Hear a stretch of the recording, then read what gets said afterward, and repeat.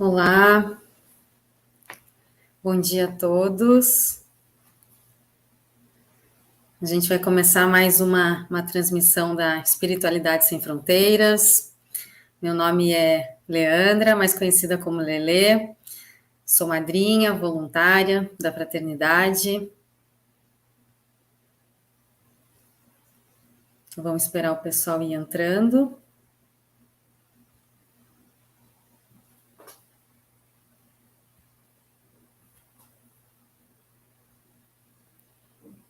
Bom dia a todos. Hoje a gente vai conversar sobre um tema que fala sobre a prática do amor, né? Resumindo, sobre a prática do amor e do cuidado ao próximo.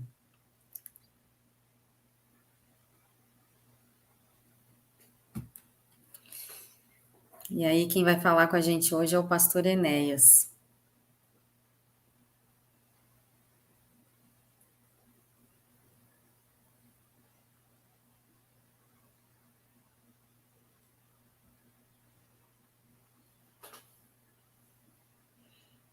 Bom dia, pastor Enéas. Bom dia, Leandra. Bom dia a todos e todas. Satisfação estar com vocês aqui nessa manhã para essa transmissão aí, esse tema maravilhoso aí que foi sugerido para ser compartilhado. É um tema maravilhoso, muito amplo, né, pastor? Aproveitando, então, queria que a gente, né, pudesse, nesse momento, assim, receber, né, essas palavras, esse tema que é tão atual, que a gente possa não só vibrar, né, com essas palavras, mas que a gente possa levar essa reflexão para o agir também, né, para refletir e agir nas mudanças que a gente precisa fazer também. E então, lhe passo a palavra, o senhor fique à vontade, se quiser se apresentar, né, antes. Ok, obrigado aí, Leandra, pela gentileza.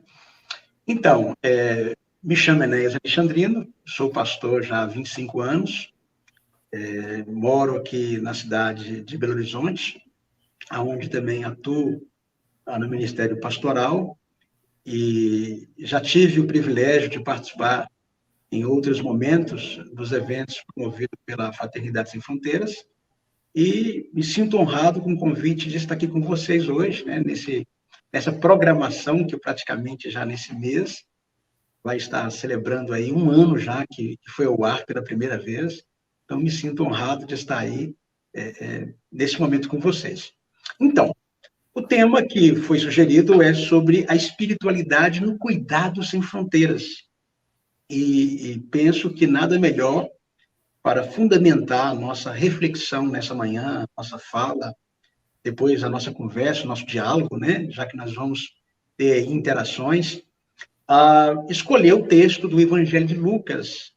Caso vocês queiram aí acompanhar, no capítulo 10, versos de 25 a 37, é muito conhecido no mundo ocidental como a parábola do bom samaritano, né?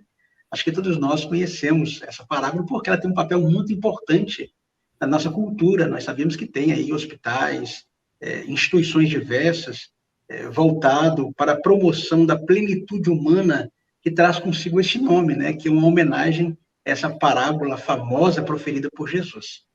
Então, conversando nos bastidores, um pouco com a Leandra, né? A gente falava da atualidade dessa parábola, o quanto ela é importante para trazer provocações, nos tirar do mundo da abstração, nos inserir na prática, no cuidado e no serviço ao outro. Então, eu vou, no primeiro momento, trazer para vocês uma reflexão baseada nessa parábola. Vou repetir aqui o texto, caso vocês queiram acompanhar aí a leitura. Ela está no Evangelho de Lucas, no capítulo de número 10, do verso 25 ao 37.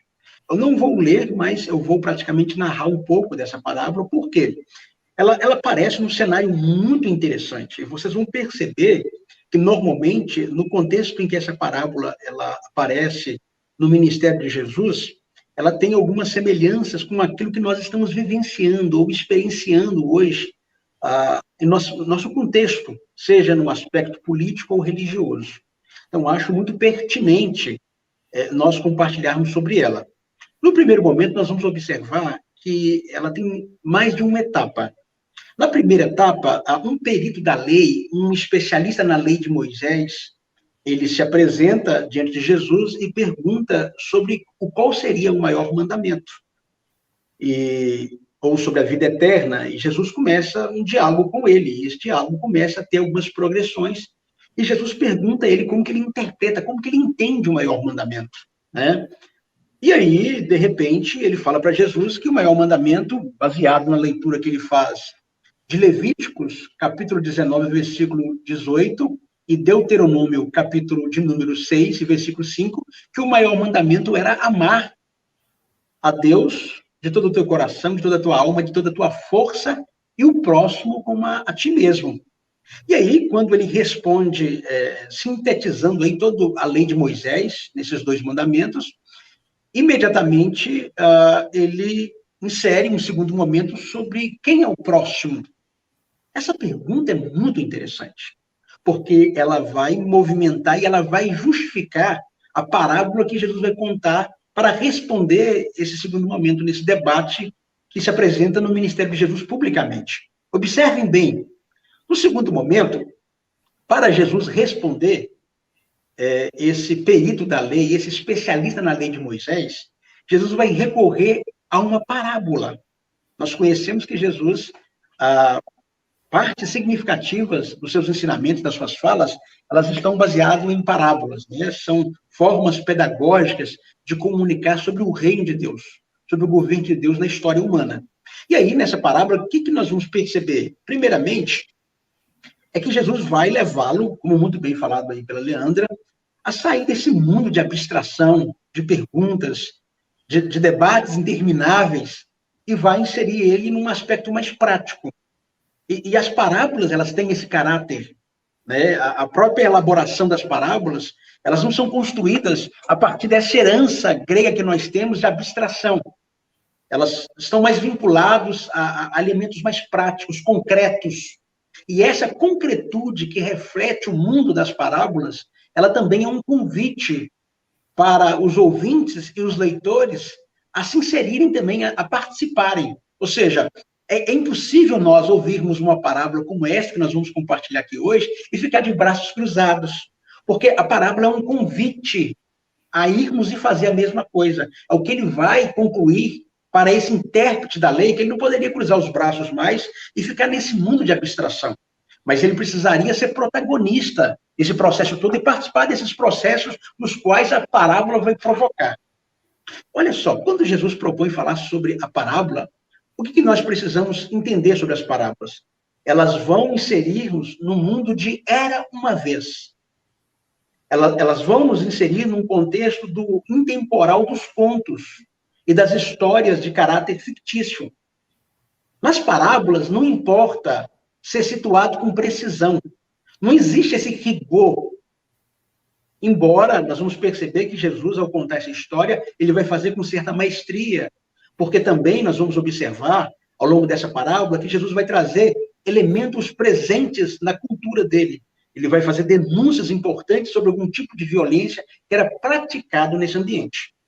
Mas a pergunta muito pertinente que é feita por esse intérprete da lei é quem seria o próximo. Para o judeu da época de Jesus, que é chamado também um período denominado como judaísmo do Segundo Templo, né? O judaísmo do Segundo Templo é caracterizado por um período histórico que vai do ano 519 a.C. ao ano 70 depois de Cristo. É denominado como judaísmo do Segundo Templo. É um período caracterizado pela reconstrução do Templo dos Hebreus, que acontece mais ou menos no ano 519, e aí a religiosidade do judaísmo está baseado nesse templo. Então, ela vai durar até o ano 70 depois de Cristo. Portanto, essa história contada por Jesus, essa parábola, ela reflete esse ambiente que nós denominamos como judaísmo do Segundo Templo. E aí vocês vão observar que esse período é caracterizado, do ponto de vista político, por uma xenofobia por parte da comunidade judaica. Eles se tornaram, desde a experiência deles, com os estrangeiros, lá no período do Antigo Testamento, quando eles foram destruídos enquanto povo, né, perderam lá a sua cidade, pelo rei Nabucodonosor, rei da Babilônia, em torno do ano 586 a 587 a.C., eles voltam, eles se restabelecem enquanto povo, e eles agora começam a fechar as fronteiras. Nós vamos perceber que nesse ambiente do judaísmo, o judaísmo se torna uma religião com um discurso que depreciava o estrangeiro. Afinal de contas, eles tiveram uma experiência muito ruim. E, portanto, agora, eles vão promover discursos de ódio, baseado nessa experiência, e para eles, embora eles tenham um mandamento, e essa leitura, que é uma junção de Levíticos, capítulo 19, Deuteronômio, capítulo 6, eles entendiam que o próximo estava circunscrito à fronteira deles. O próximo era aquele que fazia parte da comunidade deles. Portanto, qualquer outra pessoa que não fosse ou não pertencia à identidade judaica, ele não era considerado próximo. E, portanto, quando ele traz essa questão para Jesus, quem é o meu próximo? Isto era uma pergunta importante que era feita nesse período. As discussões do judaísmo da época de Jesus, tipicamente, era caracterizada por essa pergunta: quem seria o meu próximo? Ora, e para eles, o próximo era esse, que pertencia a essa comunidade mais fechada, mais restrita. E aí o amor só era, então, oferecido para aqueles que pertenciam à minha identidade étnica, à minha comunidade religiosa, porque também não era suficiente pertencer à comunidade étnica se esse indivíduo não pertencesse à comunidade religiosa. Se, de repente, ele rompesse com os dogmas dessa religiosidade predominante, ele também não era visto com bons olhos. E aí nós vamos perceber um movimento muito interessante. Jesus coloca em curso essa parábola. E aí nós vamos observar que ele conta a história, Leandra, de um homem que vai fazer um percurso de Jerusalém para Jericó, que era mais ou menos um percurso de 27 quilômetros, era uma estrada. E o interessante é que essa estrada era conhecida como uma estrada perigosa. Normalmente as pessoas evitavam de viajar sozinho por esse caminho, porque esse caminho, que tem praticamente aí um percurso de 27 quilômetros, ele era perigoso. Inclusive, nós temos evidências no século XIX e século XX que assaltos acontecem nessa região, ainda recentemente. Então, vocês vão perceber que a parábola de Jesus, que vai retratar um homem que fica à deriva nessa estrada, um homem que está vulnerável e fragilizado, e ele é assaltado, e ele sofre violência por parte desses assaltantes. É como se Jesus estivesse denunciando tipicamente um tipo de violência que acontecia nesse caminho que ligava Jerusalém a Jericó, esse percurso conhecido. Então, Jesus está, ao mesmo tempo, trazendo um elemento de realidade na sua parábola. Embora, eu disse para vocês, as parábolas, normalmente, elas trazem aí esse elemento do intemporal, do fictício, que não há nenhum rigor nessa estrutura literária de ter precisão nas informações, mas, especificamente nessa parábola, Jesus vai trazer algumas precisões interessantes. Porque as parábolas, elas têm um caráter de pseudo-realismo. Ao mesmo tempo que elas tentam trazer o dia a dia das pessoas, nem todos os elementos dessas parábolas têm correspondência na vida ordinária daquela cultura. No entanto, nós vamos observar que esse jovem, ou esse homem, melhor dizendo, como identificado no texto, ele passa por uma situação, esse viajante, que viajando sozinho, algo que deveria ser evitado, já que a estrada era perigosa. A estrada, o interessante é que ela havia ali muitas pedras, muitas rochas ao longo dela, e, portanto, os assaltantes poderiam se esconder muito bem. E aí nós vamos observar que, nesse conto de Jesus, esse homem foi vítima de uma violência, esse viajante. Ele se arrisca ao passar ali sozinho, e ao se arriscar, ele cai na mão dos assaltantes. Possivelmente, se nós prestarmos atenção nessa parábola de Lucas, nós vamos tirar algumas conclusões. Esse homem, possivelmente, ele deve ter reagido a esse assalto.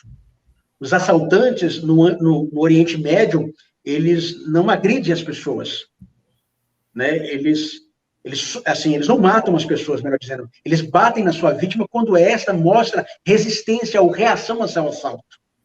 E aí, Jesus vai contar nessa parábola que esse homem sofre um assalto e ele é despojado das suas túnicas.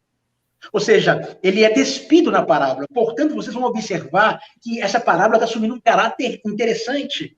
Porque o homem agora é nu. Na parábola de Jesus, ele traz um corpo nu para nós.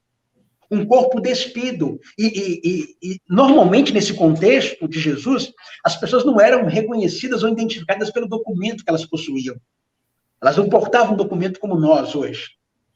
Elas eram identificadas a partir da sua roupa, a partir do seu dialeto, porque a sua etnia, a sua pertença se identificava dessa forma. No entanto, agora, na parábola, o que nós vamos perceber é que, ao despir na sua história o homem da sua roupa, imediatamente nós percebemos que Jesus tira a identidade fronteiriça dele. E ele faz isso intencional. Porque o que ele quer provocar para o seu interlocutor, que pertencia a uma comunidade, um povo, que era conhecido principalmente pelo discurso xenofóbico, pelo discurso de ódio em relação ao estrangeiro. Observem bem, nesse momento da parábola, ao tirar a roupa, Jesus está tentando dizer algo para nós sobre um tipo de solidariedade que não está circunscrito aos limites da fronteira. Porque o homem não tem identidade mais, é um corpo nu. E um corpo nu é um corpo destituído naquele contexto cultural de ser identificado. Ele está semi-morto, de acordo com a parábola, e, portanto, ele não poderia falar. No primeiro momento, ele está nu, e no segundo momento, ele não pode falar. Se a pessoa, o indivíduo, era identificado pelo dialeto e pela roupa, Jesus tira essa possibilidade. E ao tirar essa possibilidade, ele está trazendo uma provocação para nós, ouvintes e leitores. Ele está tirando a capacidade de nós olharmos para aquele corpo nu e prestarmos algum tipo de socorro baseado na sua identidade étnica, na sua pertença. Porque nós estamos falando de uma cultura, naquele período, caracterizada por segregações. As pessoas, do ponto de vista da etnia, do gênero sexual e da sua pertença social, elas eram tratadas de alguma forma com diferenciações. E aqui nessa parábola, Jesus está mostrando que ele está removendo propositalmente essa identidade para que esse homem não fosse identificado e a temática do amor ao próximo não fosse afetada por essas questões aí da identidade étnica. E aí observem que na parábola ele vai colocar em curso dois homens que vão passar por aí. No primeiro momento, vocês vão observar que Jesus traz um sacerdote. Um sacerdote, na hierarquia religiosa, ele ocupava lá em cima, no contexto de Jesus. Na hierarquia, ele era o primeiro, ele era um sacerdote. Ele representava a religiosidade. E o sacerdote, ele está juntamente com a sua comitiva, passando por esse percurso, por esse caminho. E, portanto, quando ele passa por esse caminho, o que ele percebe? Ele percebe um homem que está ferido, despido das suas roupas, semi-morto na estrada. E, ao invés dele prestar socorro para esse homem, imediatamente ele desvia desse homem. Na história de Jesus, ele não coloca somente um sacerdote, um pastor, um padre na parábola. Ele coloca também a figura de um levita, que tinha ocupações religiosas semelhantemente aos sacerdotes, na liturgia da religião predominante. E esse levita, que faz o mesmo percurso do sacerdote, agora ele observa também este corpo nu, despido, carente de necessidade de socorro, e ele ignora a semelhança do sacerdote, esse corpo desprotegido. E aí nós vamos perceber que essas duas figuras que deveriam prestar socorro na parábola a esse homem não fizeram. E aí vem uma pergunta: por que não fizeram? É isso que eu quero refletir com vocês nessa manhã.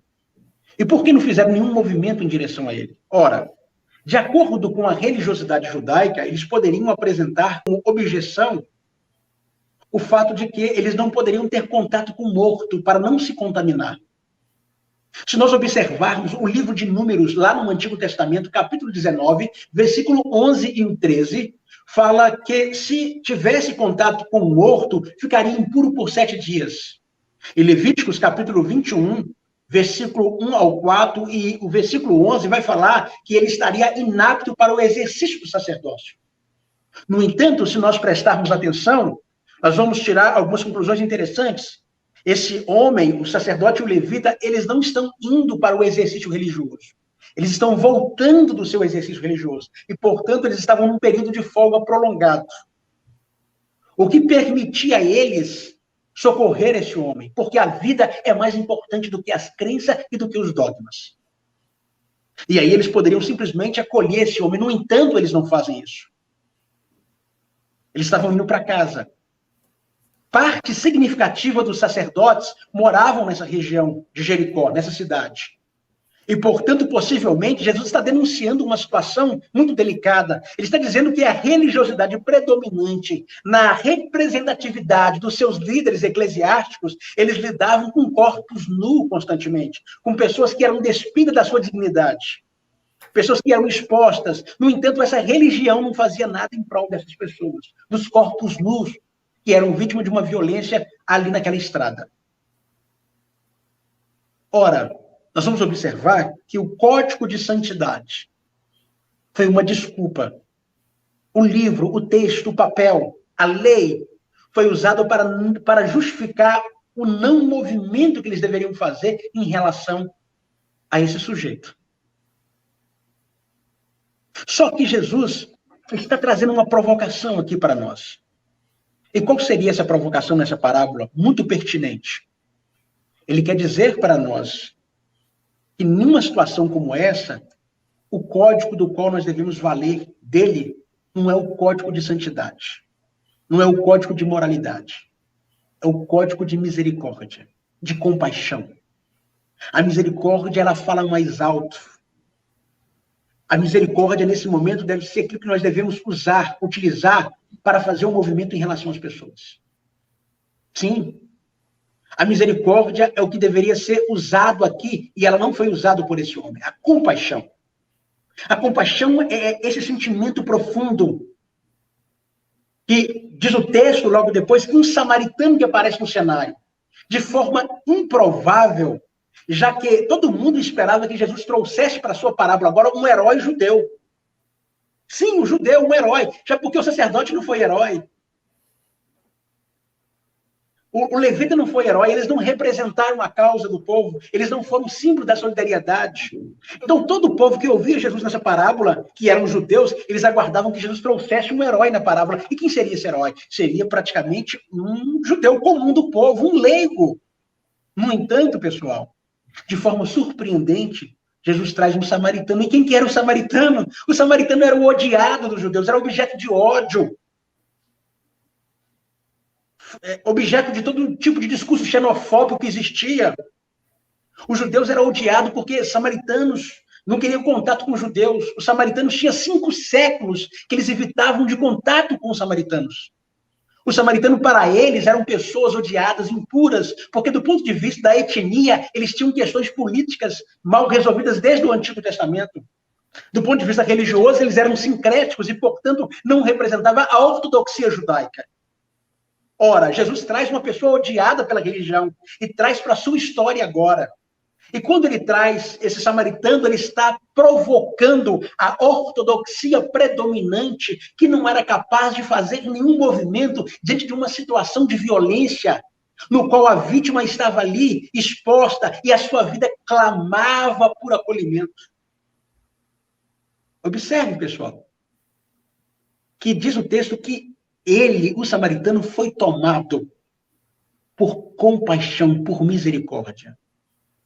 E o maior problema da nossa espiritualidade é quando a nossa religiosidade, o nosso dogmatismo rouba de nós a capacidade de experienciar compaixão. Sim.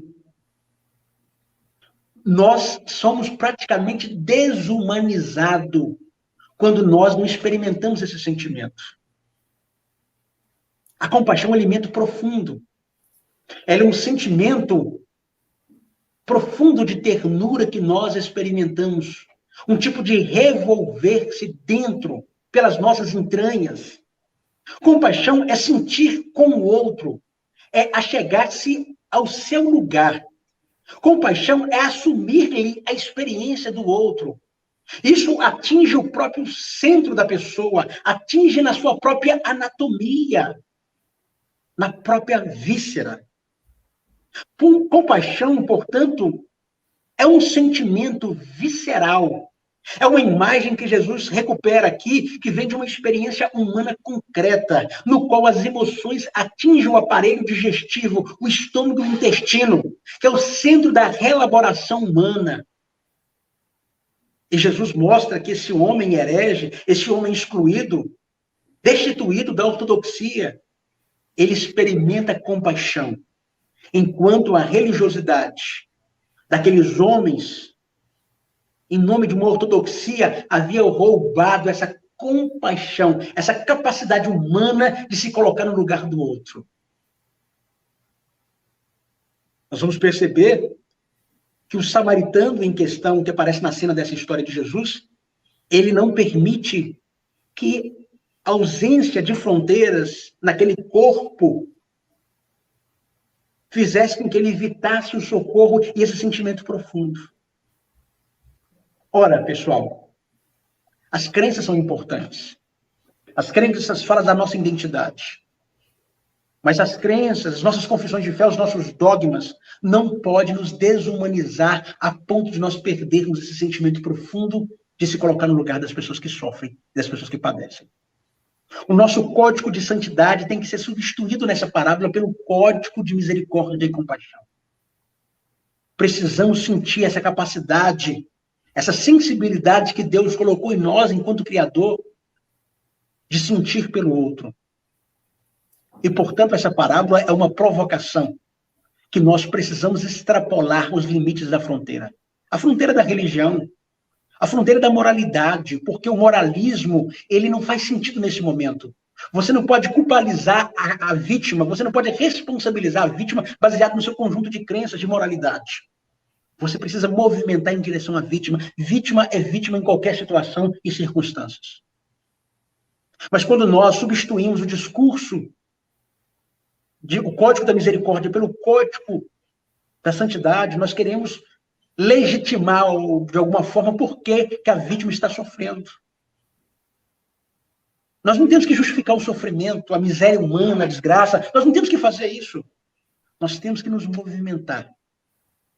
Não se trata de discurso, não se trata de elaboração abstrata, se trata de movimentar, se trata de fazer algo pelo outro. Está cheio de corpos por aí. Corpos nus. Observe bem. Eu sou morador de Belo Horizonte. No último carnaval, uma pessoa que pertence à comunidade LGBT, ela foi vítima de uma violência. Um rapaz. Estava em Belo Horizonte, embora a origem dele não seja aqui de BH. Ele foi espancado por vários homens, gratuitamente, simplesmente por causa da sua orientação sexual. Ele foi deixado nu, o seu crânio foi esmagado.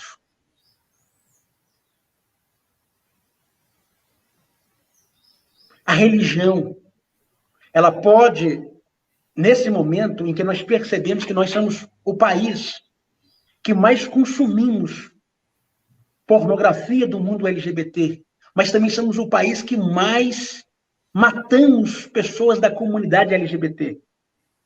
A nossa religiosidade pode retroalimentar essa violência se nós preservarmos ou continuarmos com esse código de santidade, esse discurso moralista, enquanto nós deveríamos mostrar compaixão para essas pessoas que vivem em situações de vulnerabilidade.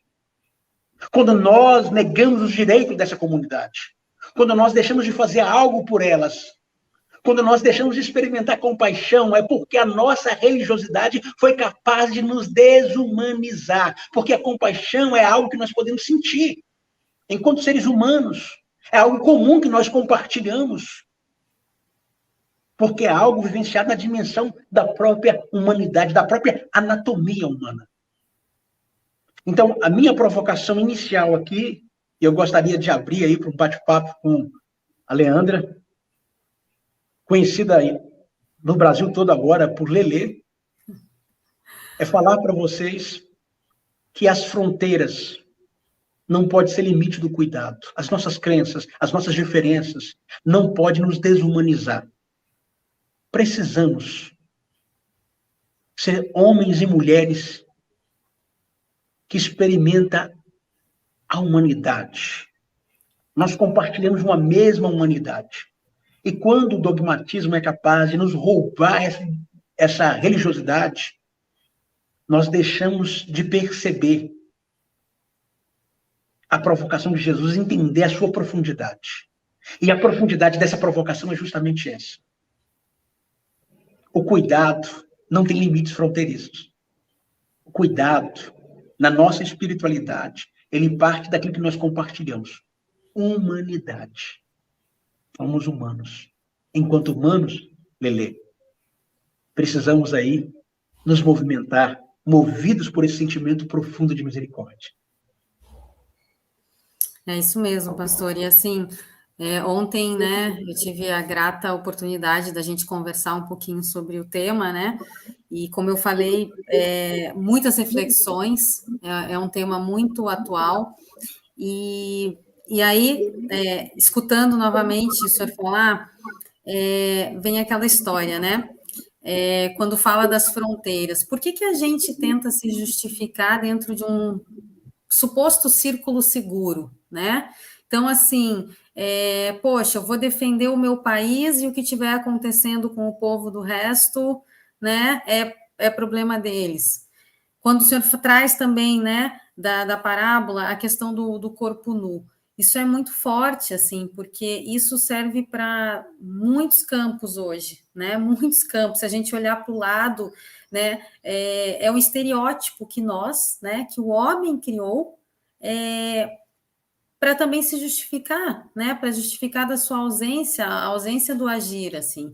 Então, a gente vê o preconceito, né, racial, o preconceito por uma opção sexual, o preconceito por um estilo de vida, né? Então, a gente vê, assim, que esse estereótipo que o homem criou para se justificar, né, justificar a sua ausência, é realmente o que está hoje contaminando a nossa sociedade, né? Em tempos de pandemia, as pessoas estão precisando de tanta ajuda, que a miséria aumentou expressivamente, né? Por conta de tudo que está acontecendo. Por que a gente ainda está criando barreiras? Por que nós mesmos criamos esse tipo de preconceito? Como ontem nós conversamos, por que às vezes a gente teve, né, um padrinho que doou uma casa no Nordeste para o projeto Retratos da Esperança, e eu comentei que isso me veio à cabeça. Ele doou a casa para um senhor solteiro, um jovem senhor solteiro. E ele mesmo conta, na reflexão dele, que por um momento ele pensou, por que eu vou estar doando essa casa para esse homem solteiro, se eu poderia estar doando para uma mulher com filhos? E aí, na própria reflexão, ele disse que ele entendeu, poxa, por que eu estou criando aí um critério, né, de quem merece mais, um critério de merecimento, né? Por quê? Por que esse senhor é menos merecedor se ele vive numa situação tão delicada quanto aquela mãe? Então, quer dizer que eu não vou agora priorizar outros grupos que não sejam de mães com filhos?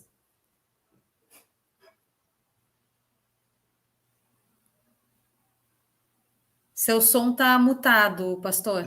Ah, tá. Fui desmutado agora. Então, eu acho muito interessante, porque, primeiramente, você falou dessa crise dos discursos nacionalistas, né? E o que nós precisamos entender é que o nacionalismo, de forma anacrônica, né? Porque nós não temos o conceito de nação ainda presente no mundo de Jesus, como vai ser elaborado posteriormente no Ocidente, bem muito tempo depois, mas nós temos uma identidade de um povo vinculado ao rei, etc., e que havia esse discurso nacionalista, vamos assim dizer, de alguma forma, né? E esse discurso, onde exaltava demasiadamente uma certa etnia e depreciava outras. A parábola também, ela é uma proposta de lidar com esse discurso exagerado, do nacionalismo, e nós percebemos que é uma das crises que nós experimentamos na atualidade, né?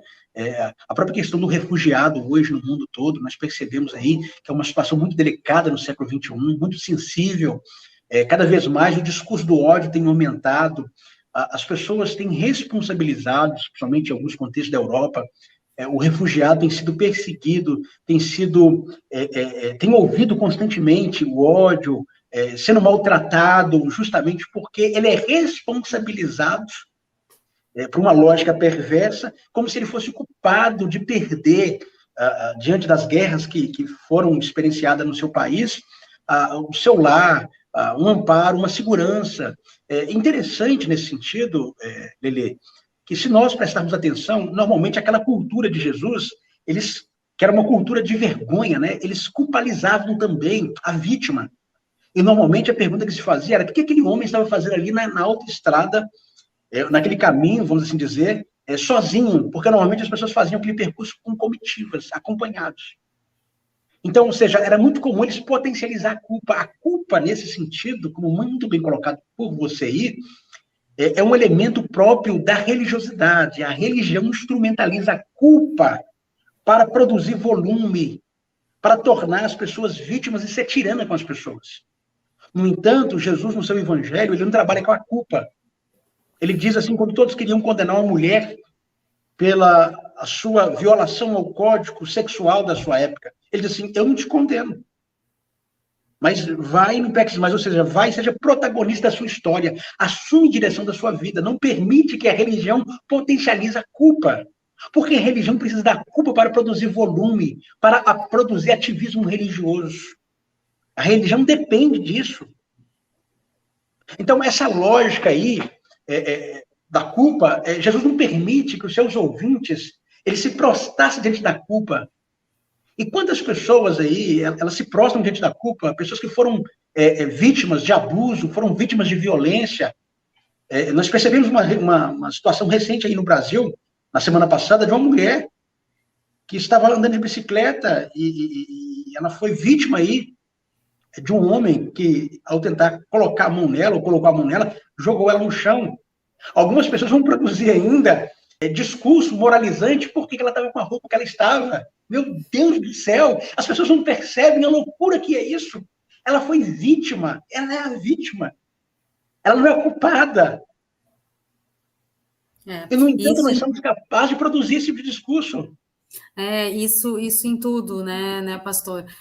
Como nós comentamos, eu escutei uma pessoa dizer por que nós ajudávamos, né, as pessoas na África que tinham tantos filhos, que isso era um assistencialismo sem qualquer fundamento, que o ideal era uma esterilização em massa. Olha para você. Para que eles não tivessem mais filhos, o problema estava solucionado. Eu não preciso doar. Vamos fazer uma esterilização em massa, está resolvido o problema. Isso chega a ser ofensivo aos ouvidos, mas, infelizmente, é o tipo de coisa que nós ouvimos, o tipo de situação que nós deparamos com ela. Quando uma pessoa chega num pronto-socorro, num hospital, num atendimento, sangrando, a primeira coisa que se procura fazer é estancar o sangue. As pessoas não querem saber como ela se machucou e por que se machucou. Esse não é um critério usado no processo quando se presta socorro. A gente não levanta questões. Lá, simplesmente, somos atendidos. Talvez a nossa religiosidade, a nossa espiritualidade, diante da fragilidade da vida, ela precisa parar de levantar questões como essa e começar a socorrer, assumir essa postura de hospital, de acolher. Tanto que você vai perceber que na parábola, o desfecho da parábola, Jesus fala que o samaritano vai pegar esse sujeito lá, vai aplicar remédio. A parábola tem um desfecho lindo, né? Tem uma sequência de verbos que são empregados por Jesus na parábola, dividida em duas etapas, mostrando que por 7 verbos, vezes 2 vezes, são empregados para falar que ele deu um socorro completo e perfeito diante da negligência que aquele corpo sofreu por parte do sacerdote e do levita. E ele leva para uma hospedaria onde ele é cuidado. É o que nós precisamos. Nós precisamos romper com esse código de discurso moral, de usar as nossas crenças usar a Bíblia, inclusive, né, já que nós estamos num país predominantemente cristão, para não fazer o bem às pessoas. Nós temos que parar de flertar com discursos políticos que depreciam a vida, com discursos políticos que não perceba que a vida ela não tem, ela não pode ser politizada no sentido de uma ideologia específica. A vida está ali vulnerável, clamando por socorro. O corpo nu ali, na parábola de Jesus, é o corpo como ele veio ao mundo. É como ele existe na sua fragilidade. E quando se trata da fragilidade humana, naquilo que nós somos vulneráveis, não existe discurso religioso. Não existe nenhuma moral que seja capaz de enquadrar esse corpo. O corpo só está ali, clamando por socorro, clamando por intervenção. É o que nós precisamos, nos movimentar nesse sentido e parar de criar barreiras, distanciarmos dessas pessoas. A parábola ela é um golpe nesse tipo de mentalidade. Ela é uma crítica mordaz, memorável, em que nós não podemos jamais prendermos aos nossos discursos moralizantes em situações em que a vida está clamando por socorro. A vida é um mistério. Em qualquer religiosidade que seja, a vida é um mistério. E a espiritualidade que se preza enquanto espiritualidade, que não está circunscrita aos limites da fronteira, ela precisa aprender a lidar com esse mistério. A vida é frágil. E essa fragilidade, ela demanda de nós, homens e mulheres, que nós rompemos com essas limitações, com as nossas confissões religiosas, inclusive. Não significa você deixar de crer no que você crê. Não é você abandonar suas crenças. O problema não é ter crenças. Crenças não é o problema. A questão é como as suas crenças fazem com que você se relacione com as outras pessoas. O que a sua crença te leva a fazer em relação ao outro, diferente de você, que não compartilha do mesmo patrimônio dogmático que você compartilha. Você pode ter crenças. Jesus era um homem de crenças. Ele tinha uma confissão, ele tinha um credo. No entanto, as nossas crenças, as nossas confissões, não podem nos tornar pessoas piores, não podem nos desumanizar. Esse é o problema da crença. Quando ela é usada e ela é exaltada e ela é colocada acima da vida. A vida é um valor maior. E até citando o pastor Milton, que é responsável pelo projeto da Clínica da Alma, uma vez ele fazendo uma live, ele falou exatamente isso, né? Que as pessoas precisavam, principalmente as pessoas que lideram, né? Religiões, grupos, enfim, precisam parar de se esconder atrás da Bíblia. Né? Que elas precisam partir para a ação. Que é muito fácil você ficar pregando e não fazer, palavras vazias, né? São palavras vazias. Então, ele dizia que muitas vezes ele era questionado, né? Mas tudo bem, ele estava seguindo, ele estava agindo, que era o que importava, né? Porque ele realmente seguia, ele acreditava naquilo que ele pregava e ele agia. E a gente vê muito isso, né, pastor? Essa questão da gente estar sempre apontando, a gente está sempre julgando. E aqui na Fraternidade, toda vez que nós falamos, não só aqui no Espiritualidade Sem Fronteiras, mas quando nós falamos que realmente, né, dentro da organização não tem religião, né, todos são bem-vindos, não é clichê, é porque é realmente isso, as pessoas que estão aqui entenderam que não importa, né, não importa qual é a fé que o outro tem. O que importa é que a gente estamos todos de mãos dadas, buscando fazer algo. E a gente precisa, muitas vezes, vencer os nossos preconceitos, né? Todos nós temos preconceitos. A gente precisa aprender, a gente precisa superar. Eu acho que agora, com a pandemia, o projeto Fraternidade na Rua trouxe muito essa reflexão para as pessoas, né? Para todos aqueles que nunca tinham lidado com esse público tão vulnerável e estão conhecendo histórias sensacionais, de pessoas que estão ali na rua, não apenas naquele estereótipo, né? Voltando ali ao estereótipo, não são pessoas que foram para as ruas porque são drogadas, são usuários de drogas e decidiram, não. Hoje, no projeto de São Paulo, eu já soube de uma história de pessoas mulheres com filhos na rua que foram simplesmente tiradas da sua casa por questão de violência doméstica. Né, estavam em situação de rua por questão de violência doméstica.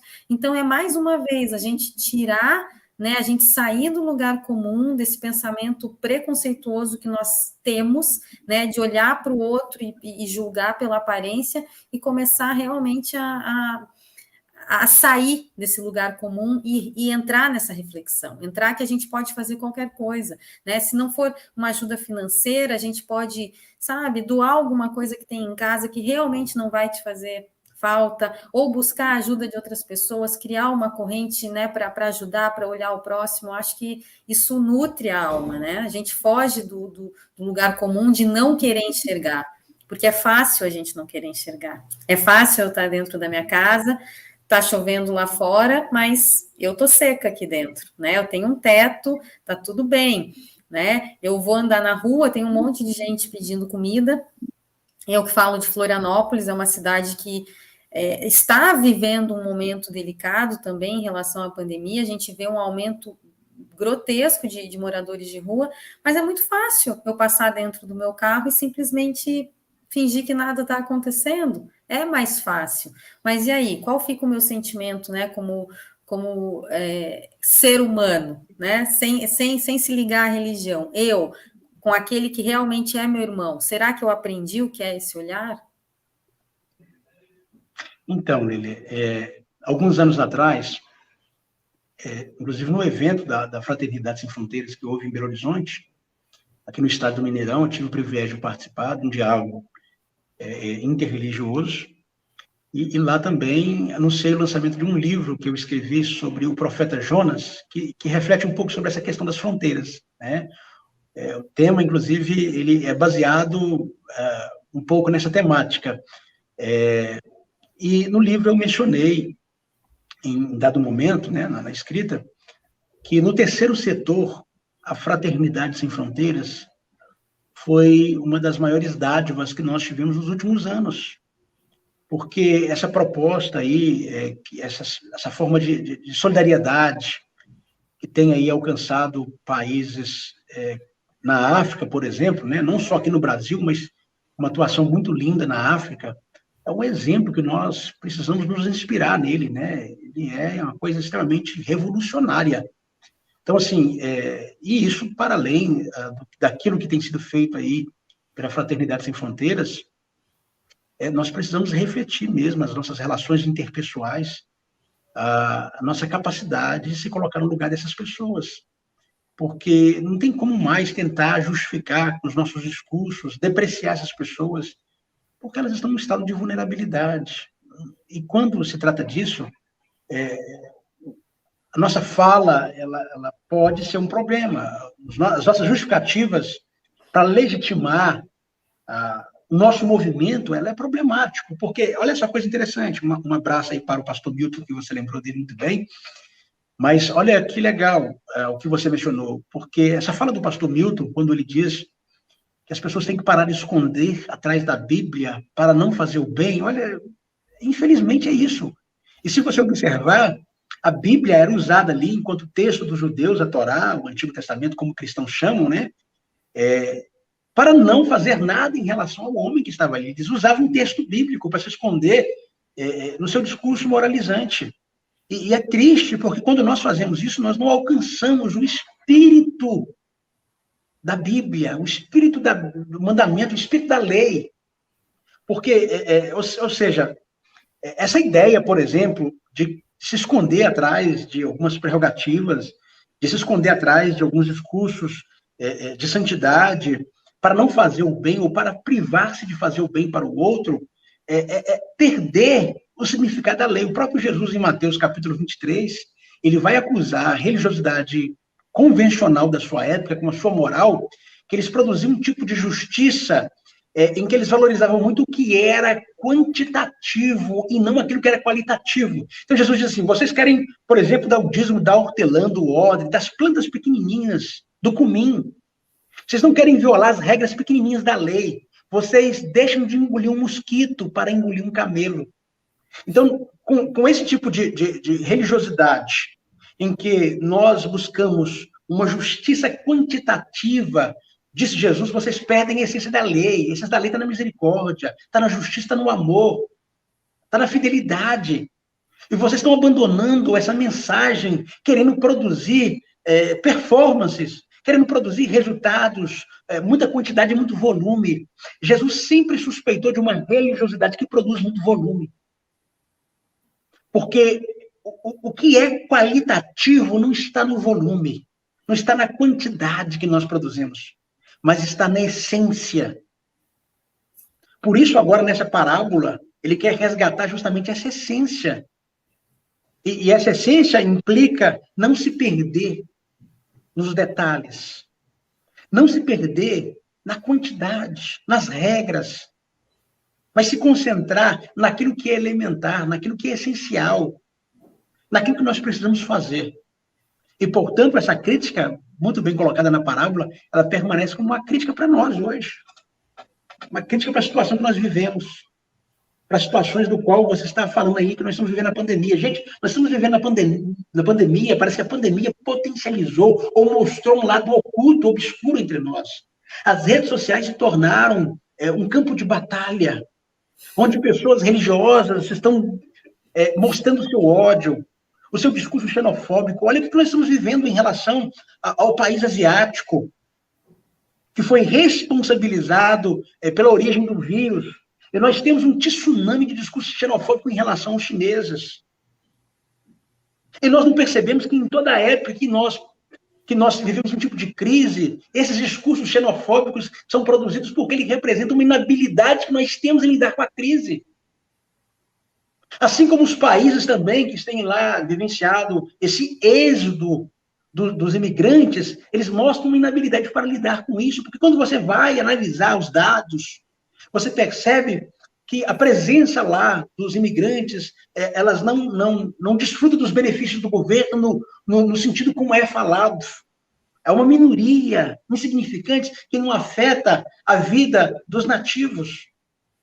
Então, nós percebemos que nós precisamos lidar com a crise não tentando responsabilizar o outro pela situação. As crises vêm a cada 100 anos, por exemplo, nós temos uma pandemia como essa. Essa não é a primeira.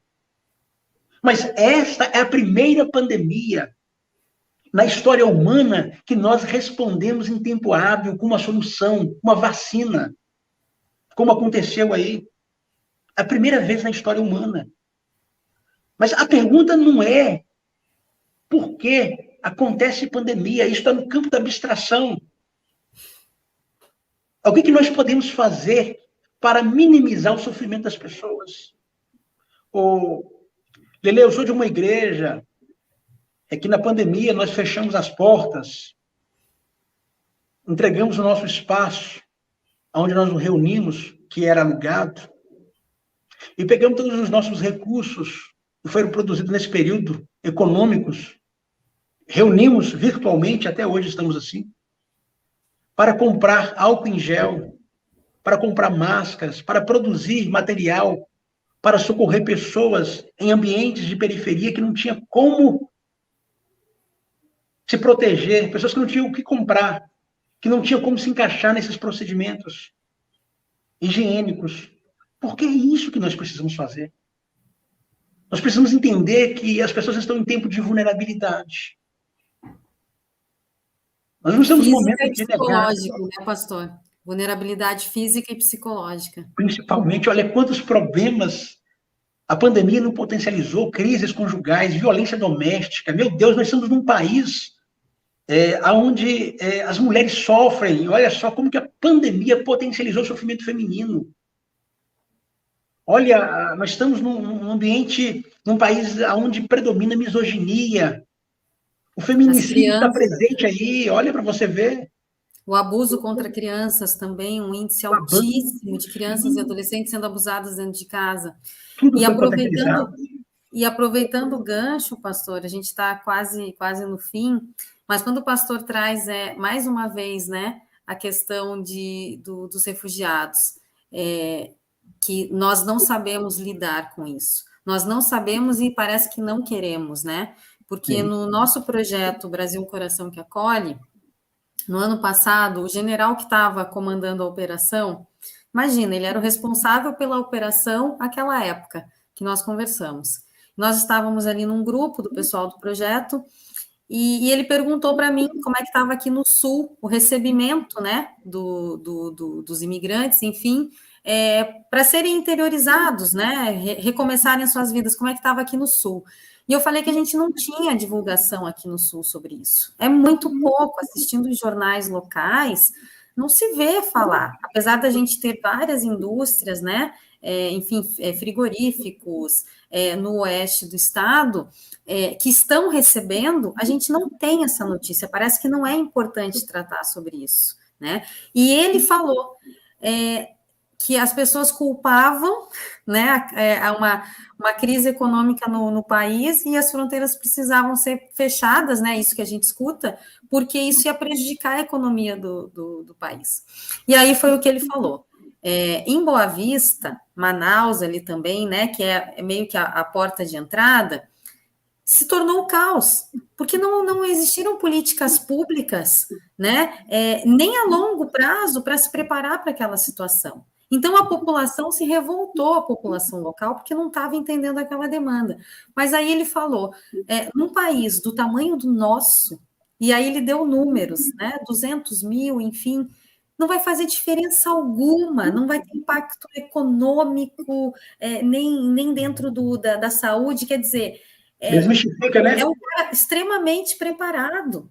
Ele não estava falando aquilo à toa, né? E aí você enxerga ele com um lado realmente humano daquela operação, de entender que aquela acolhida era necessária e fazer com que as pessoas entendessem que conseguir interiorizar essas pessoas para recomeçarem a sua vida não ia prejudicar em nada a população local, né, do estado, do município. Então, assim, a gente não quer compreender, pastor. Muitas vezes a gente não quer entender. Essa semana teve uma postagem linda de uma das coordenadoras de caravanas da fraternidade, uma madrinha sensacional, que é a Vânia, e ela fez um relato, ela está no Malawi agora, no campo de refugiados. Então, ela fez um relato de coisas que são tão tocantes e que a gente não imagina. A gente só imagina aquele refugiado tentando entrar num país para atrapalhar. Mas a gente não imagina que mulheres foram estupradas, que crianças foram estupradas e estão tendo filhos,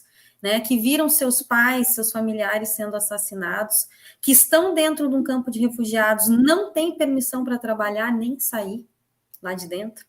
Então, como é fácil a gente dizer que eles atrapalham, né? E o que nós estamos fazendo por eles? Então, eu acho que essa parábola de hoje, essa reflexão, faz com que a gente também queira sair um pouco das redes sociais e vá buscar informação, né? Para a gente tentar entender, para a gente tentar defender de alguma maneira uma causa, né? Só o fato de eu não sair falando o que eu não conheço, não sair emitindo opiniões que não agregam em nada, sabe? Eu acho que já é um grande começo para nós, assim, a gente trazer realmente, né, o que a nossa fé nos ensina, a gente trazer para a prática, mas principalmente a gente buscar informação. E não é porque aquilo vai doer. Assim como tem pessoas que falam, eu nunca vou para a África, imagina, vou pagar para viajar para ver dor e sofrimento, mas a dor e sofrimento está em qualquer lugar, né? Aí a gente só quer passar por lugares bonitos, né? Então, assim, o que eu vou trazer de experiência para mim, né? Eu acho que, assim, nós somos muito gratos por essa sua reflexão hoje. Eu, particularmente, me sinto privilegiada, né, de ter conversado com o senhor ontem, ter conversado hoje, e, assim, do fundo do meu coração, da mesma forma que me tocou em vários pontos que eu preciso corrigir, que eu preciso refletir, que eu preciso agir, espero também que tenha tocado no coração de tantos, E desde já lhe agradecer, pastor, assim, por essa fala tão atual. Obrigado, Lelê. Foi um prazer te conhecer, conversar com você, compartilhar esse momento. E se eu pudesse deixar aí uma reflexão final de 30 segundos, e não é à toa que meu nome é Enéas, né? Eu falo rápido. Eu diria para o nosso ouvinte que na parábola Jesus ele muda o próximo objeto para o próximo sujeito. Jesus inverte a pergunta na sua resposta. A pergunta é: quem era o meu próximo? A questão não é para Jesus quem é o meu próximo, mas quem precisa de mim. Sou o seu próximo. Essa é a questão. Eu sou o próximo. Ou seja, ele remove a pergunta no sentido de que deixamos de ser o próximo deixa de ser o próximo objeto para ser o próximo sujeito. É nós que precisamos colocarmos no lugar do outro, como aquele que é próximo daquele que está vulnerável. Basicamente é isso. O próximo não é aquele objeto do meu amor, mas o sujeito que deve exercer o amor. Aquele que usou de misericórdia na parábola. Foi um prazer estar aqui com vocês Amém. nesse momento. Agradeço pelo convite e sempre é uma honra poder compartilhar. A honra foi nossa, pastor. Obrigado a todos. Assim como a Ângela colocou ali agora, eu li no comentário, né? Sou espírita e daí? Exatamente. Não importa se você é do candomblé, se é do evangélico, se é católico, não importa. O que importa é que a gente realmente consiga se enxergar como irmãos, né? Sim. É isso que importa. Gratidão, pastor. Gratidão por esse dia. Um bom domingo a todos. E espero encontrá-lo mais vezes por aqui, trazendo essas palavras tão fortes para a gente. Um prazer. Até mais. Um abraço para todos e todas. Abraço.